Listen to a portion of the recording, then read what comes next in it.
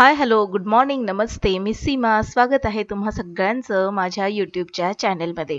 आता वाजलेल्या आहेत सकाळचे जवळपास 9:15 आणि मी चाललेली आहे हॉस्पिटलमध्ये. आणि हे आहे चिल्ड्रन स्पेशालिस्टचं डॉक्टर इटकर यांचं यशोनंदन हॉस्पिटल. तर इथे मी आलेली आहे सकाळी. आणि इथे हा बघा, हा माझ्या लहान भावाचा मुलगा आहे आणि त्याला ॲडमिट केलं होतं. तर याला ना फिट आली होती, खूप ताप आला होता आणि त्या दिवशी रात्री त्याला हॉस्पिटलमध्ये हलवलं. पण डॉक्टरचं जे औषध होतं त्या औषधाने देखील काही त्याला परिणाम झाला नाही त्याच्यावरती आणि त्याला खूपच ताप चढला आणि त्या तापेतच त्याला फिट आली. आणि म्हणून मग रात्री जवळपास मी मम्मीला फोन केला होता. त्यावेळेस घरामध्ये सगळे घाबरलेल्या अवस्थेत वाटत होते आणि फोनवरती घाबरलेल्या सगळ्यांचा आवाज येत होता. मग रात्रीच बाळाला आमच्या हॉस्पिटलमध्ये हलवलं आणि ICUमध्ये ठेवलं होतं 1 दिवस त्याला. आणि मग म्हणून मी दुसऱ्या दिवशी धावपळीने त्याला मला भेटायचं पण होतं आणि डब्बा देखील द्यायचा होता. तर मग मी इथे 9:15 वाजता गेले होते आणि डब्बा वगैरे देऊन त्याला बघून आले. तर आता इथे मी डायरेक्ट संध्याकाळी तुम्हाला भेटतेय. तर संध्याकाळी 4 ते 6 मी माझा क्लास घेतला, कारण की सकाळचा क्लास मला हॉस्पिटलमध्ये जायचं होतं म्हणून मी तो स्किप केला आणि 4 ते 6 ठेवला होता. तर क्लास वगैरे घेऊन झाल्यानंतर झाडलोट झाल्यानंतर इथे मी काय केलं, अगरबत्ती आणि दिवा लावला आणि इथे पाया वगैरे पडून घेते. थोडीशी एक पॉझिटिव्ह एनर्जी येते. थोडासा जो मनाला मरगळ आणि थोडंसं मन अस्वस्थ होतं ना, तर अगरबत्ती आणि मेणबत्ती दिवा वगैरे लावल्यामुळे थोडंसं मन प्रसन्न होतं. तर मग हे सगळं झाल्यानंतर मी किचनमध्ये आले आणि आता मुलांना थोडीशी भूक लागली होती, कारण की 4 ते 6 क्लास असल्यामुळे मध्ये उठता येत नाही आणि मुलाला भूक जरी लागली तरी तो देखील क्लास अटेंड करत असतो माझ्याच याच्यामध्ये क्लासमध्ये. मग त्यानंतर क्लास झाल्यानंतर मी इथे मुलांना भेळ बनवून देतीये. तर मोठा मुलगा देखील लवकर आला होता, त्याची एक्झाम चालू आहे आणि तो बोलला होता की मम्मी मला काहीतरी खायला हवंय. तर मग त्याला दूध बिस्किट दिलं. पण थोडंसं आणखीन काहीतरी त्याला हवं होतं, मग मी झटपट त्याला भेळ बनवून दिली. भेळ तर बनवली, आम्ही सगळ्यांनी खाल्ली आणि थोडासा तेवढाच पोटाला आराम म्हणून मग सगळ्यांसाठीच मी थोडी थोडी भेळ बनवली होती. भेळ इथे मी सगळ्यांना देऊन येते, म्हणजे माझे मुलं आणि मिस्टर आणि मी देखील खाल्ली. आणि लगेचच माझ्या मैत्रिणीचा फोन आला की चल आपण वॉकला जाऊया म्हणून. तर वॉकला गेले होते आणि आज होती पौर्णिमा आणि पौर्णिमेचा पूर्ण चंद्र तुम्ही पाहत असाल. तर जवळपास तासभर मी वॉक करून आल्यानंतर घरी आले आणि आता इथे वाजलेले आहेत रात्रीचे जवळपास 9:15 होत आलेले आहेत आणि आमचं जेवण साधारणपणे 9:30च्या आसपास असतं. तर मग इथे मी काय केलं, थोडंसं स्वयंपाक करायचा कंटाळाच आला होता. थकले देखील होते भरपूर मी, कारण की आज सकाळी मॉर्निंग वॉकला जायला जमलं नाही. आणि भरपूर क्लास वगैरे आणखीन घरातली कामं, त्यामध्येच मुलांचा आता एक्झाम येणार आहे सेमिस्टरची, तर त्यांचा सिलेबस पूर्ण करायचा असतो. तर या सगळ्यांचं ना मनामध्ये एक आणि डोक्यामध्ये एक विचार चालू असतात की पटापट मुलांचा अभ्यास पूर्ण करायचा आहे, सिलेबस पूर्ण करायचे, प्रत्येक मुलाची रिव्हिजन ही परफेक्ट झालीच पाहिजे, याकडे माझा कल असतो. आणि त्यासोबतच आपल्या मुलांकडे देखील लक्ष देणं गरजेचं आहे आणि मुलांकडे लक्ष देत असताना आपल्या घरातल्या कामाकडे देखील तितकंच लक्ष देणं गरजेचं आहे. तर मग मी काय केलं, वॉकवरून आल्यानंतर भरपूर कंटाळा आला होता आणि सकाळी ना आम्ही जेवणामध्ये मुगाची आमटी केली होती. तर अख्ख्या मुगाची आमटी थोडीशी शिल्लक होती.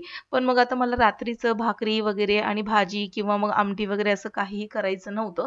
दुपारचं जे होतं शिल्लक ते होतं. आणखीन संध्याकाळी मला थोडं झटपट असं काहीतरी बनवायचं होतं. मग मी एक विचार केला, ती वाटीभर जी मुगाची आमटी होती त्यामध्येच मी आणखीन अर्धी वाटी मूग डाळ टाकली आणि त्याच्यात मस्त 3 ते 4 शिट्या करून घेतल्या. आणि दुपारचा जो शिल्लक राहिलेला भात होता, तर म्हटलं की तो भात आणि ही जी शिजवलेली डाळ आहे, मूग आणि मुगाची डाळ, त्याच्यापासून दाल खिचडी बनवूया. तर मस्त झटपट दाल खिचडी बनवली.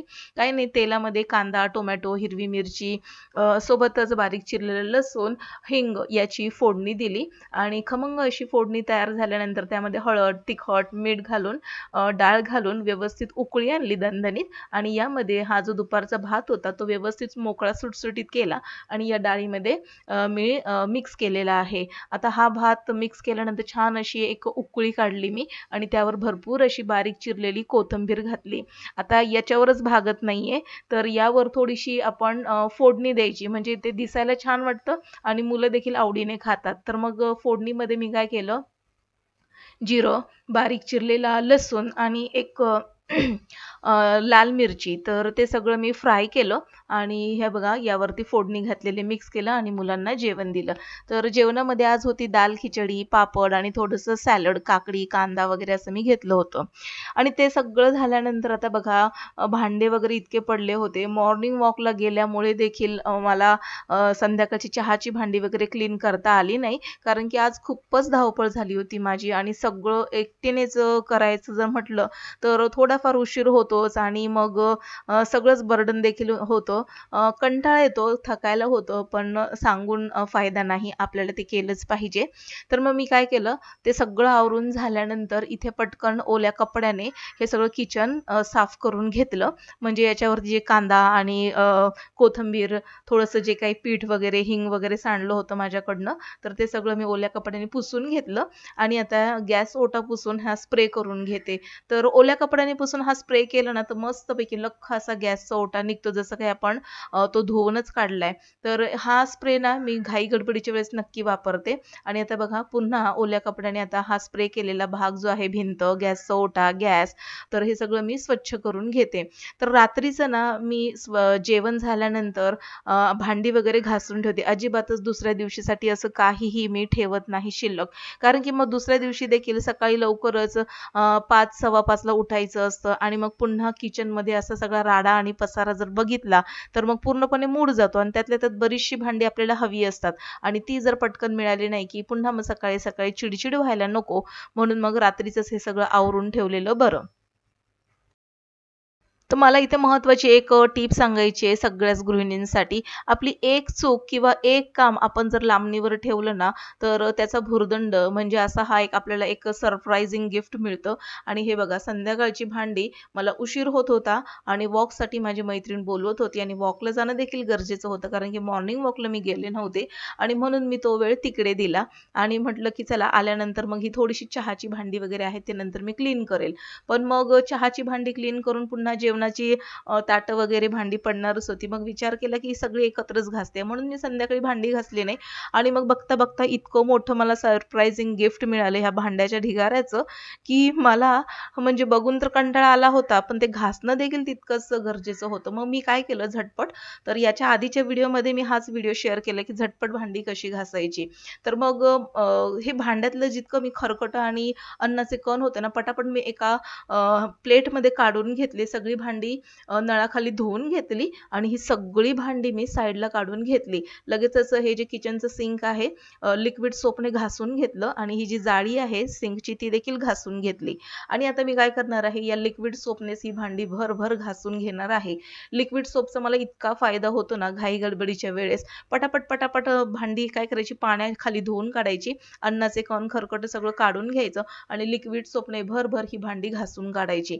झटपट भांडी घासली जातात, वेळ जास्त लागत नाही आणि सगळ्यात महत्त्वाचं लिक्विड सोपने घासल्यामुळे भांडी देखील स्वच्छ धुतली जातात. अजिबात साबणाचे डाग वगैरे असं काही राहत नाही आणि तेलकट चिकटपणा राहत नाही. तर आता इथे बघा मी पटापट आता ही भांडी घासून घेते.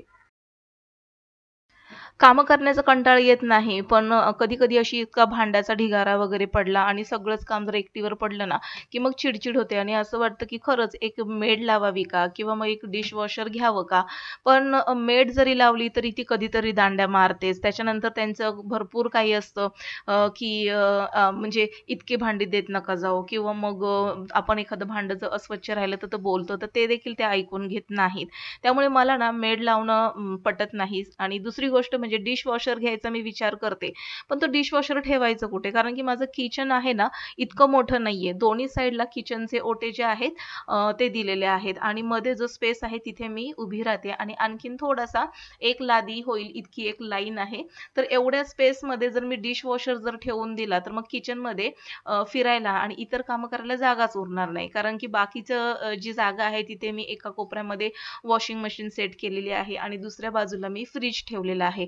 त्यामुळे डिशवॉशर ठेवायचं कुठे हा खूप प्रश्न पडतो. पण खरंच विचार करते मी डिशवॉशर घ्यायचा, पण पुन्हा ठेवायचा तो कुठे?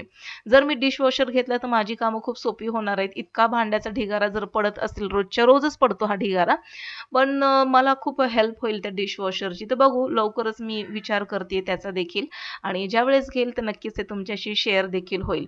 तर सगळी भांडी मी इथे घासून घेतली आणि आता भरभर मी आता इथे धुवून घेणार आहे ही भांडी. तर आज मी जवळपास 5:10 उठले होते, कारण की मुलाचा डब्बा देखील होता.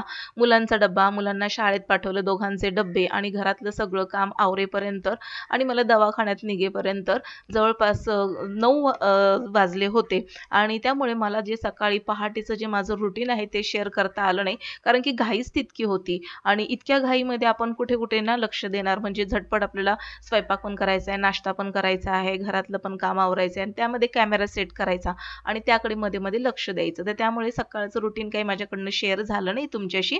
पण मग मी सकाळी 9 ते रात्रीपर्यंतचं मी माझं रुटीन इथे शेअर करते. सगळी भांडी घासून झाली आणि आता वायपरने हे जे पाणी आहे ते क्लीन करून घेते. म्हणजे गॅसचा ओटा जो आहे तो पूर्णपणे कोरडा राहील. जर वायपर नसेल तर कपड्याने स्वच्छ पुसून घ्यायचा, म्हणजे डाग वगैरे राहत नाही आणि दुसऱ्या दिवशी लख्ख असं आपलं किचन दिसतं. तर अशा पद्धतीचं रोजचं माझं किचन क्लिनिंग रुटीन आहे. तर आजचा व्लॉग जर आवडला असेल तर नक्कीच लाईक आणि शेअर करा. कमेंटमध्ये मला कळवत चला की व्हिडिओ आवडतात का? भेटू पुन्हा नवीन एका इंटरेस्टिंग व्लॉग सहित. तोपर्यंत बाय बाय.